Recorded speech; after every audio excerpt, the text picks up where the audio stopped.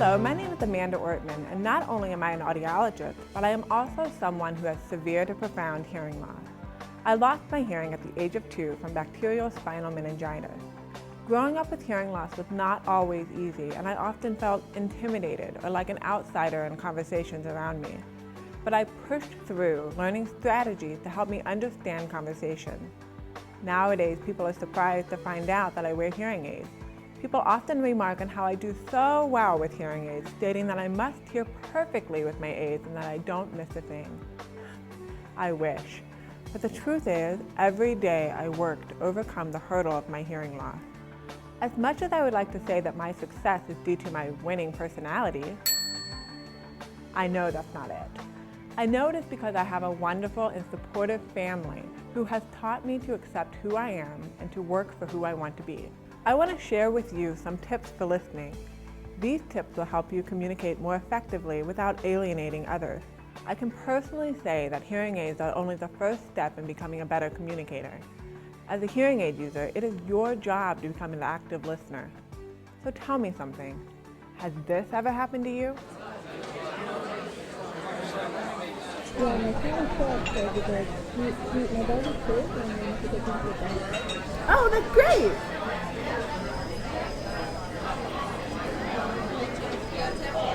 So what's wrong with your dog? Hearing loss can be very intimidating in situations like this. What can you do when you can't hear? Hopefully by the end of this video, you'll know exactly what to do.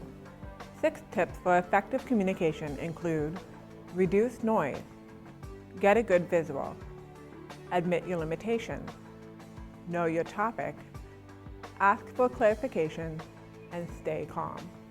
The number one thing that will help you hear is to try to reduce background noise. When you have hearing loss, the ability to separate speech from noise is diminished, and hearing in noisy situations will be difficult even with hearing aids. So we must do everything we can to reduce noise. For example, if you are trying to talk to someone in the car, roll up the windows, reduce the fan noise, or turn down the radio. If you are deciding on a restaurant, call ahead for a reservation and ask to be seated in a quieter section away from the kitchen and/or any live music. No reservation? Then just ask the host or hostess for a quieter table when you arrive. If you wear hearing aids, try to keep the majority of the noise behind you.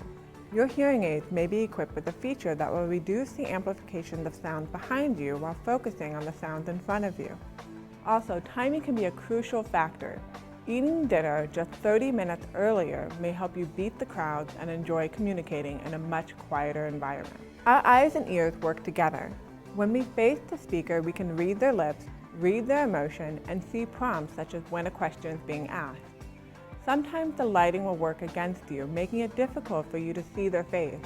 Simply position yourself so that the bright light is not behind the person with whom you are talking. If you are talking to someone who keeps covering their mouth, don't be afraid to ask them to move their hands or to lower their menu. People will catch on. The one thing I always need to remember is that hearing aids do not fix hearing loss. I still have trouble hearing in noise compared to hearing in quiet. Even if I had the best hearing aids on the market, I will still have difficulty in noise. By having the appropriate expectations, I'm less frustrated because I know the responsibility is mine to be an active listener. Don't be afraid to tell people you have hearing loss. Oftentimes when I'm struggling hearing a waiter or a waitress, for example, I will say, "I'm sorry, I have some hearing loss and I'm having trouble hearing you with all of this noise. Could you say that again?"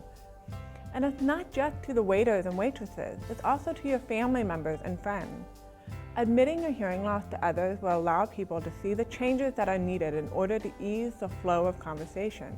Hearing loss is an invisible disability and, ironically, it's misunderstood by people with normal hearing. Sometimes when you don't hear someone correctly, he or she erroneously acts as if you are either ignorant, a snob, a space cadet, or just plain stupid. It can be very frustrating.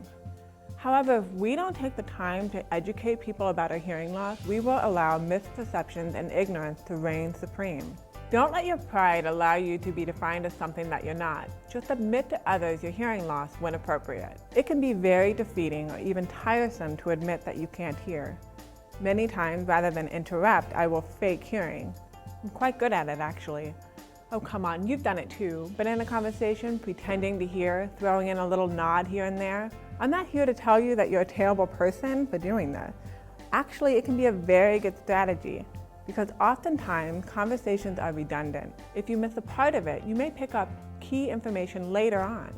It is very important to build context. So if you feel completely lost in a conversation, just say so. Wait, what are we talking about? The movie, Lincoln. Oh, that movie. I've heard it's really good. Knowing the topic of conversation will help you follow it.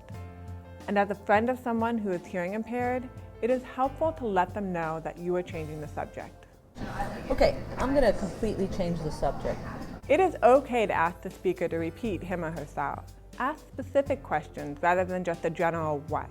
Saying huh or what leads to one of the most common communication errors, that a person has to talk very loudly to the hearing aid user. However, there's an immense difference between clear speech and loud speech. The hearing aid is already making the sound loud enough for the user, so the speaker doesn't have to. Talking unnaturally loud can distort your signal and even make speech harder for the hearing aid user to understand. This tip is for friends and family members of people with hearing loss. Your job as the speaker is to slow down your rate and speak clearly. There is no need to over-enunciate your words as long as you are speaking clearly. And you, the hearing aid user, instead of saying huh all the time, just say, I'm sorry, that was just too quick and I didn't catch it. Could you say that again? This will clue people in to slow down their speaking rate rather than shouting the words, or ask specific questions about what you missed. For example, if you heard a speaker say, I'll be right back, I'm going to the store. this is what happened if you just say, what? I'm going to the store. What was that again? I'm going to the store. Now let's see what happens when you simply ask, where are you going? Oh, I'm going to the grocery store. We need some juice. If you are having difficulty hearing, remember that becoming agitated will only make it worse. If you are constantly thinking, oh dear, I can't hear a thing in here, this is going to be miserable. Well, guess what? You are going to be miserable. You have to stay calm and remember your strategies. If you're at a cocktail party or a holiday party, just find a quiet area and plant yourself there if you can. When you step in on a conversation, kindly ask what everyone is talking about. Remember to face people and watch their facial expressions. Stay calm so that you can pick up key pieces of information that will help you follow the conversation. And if you're struggling, say so and ask for clarification. Be patient with one another, and as cheesy as this may sound, follow the sage advice given in the Serenity Prayer. I do it every day. God, grant me the serenity to accept the things I cannot change, the courage to change the things that I can, and the wisdom to know the difference.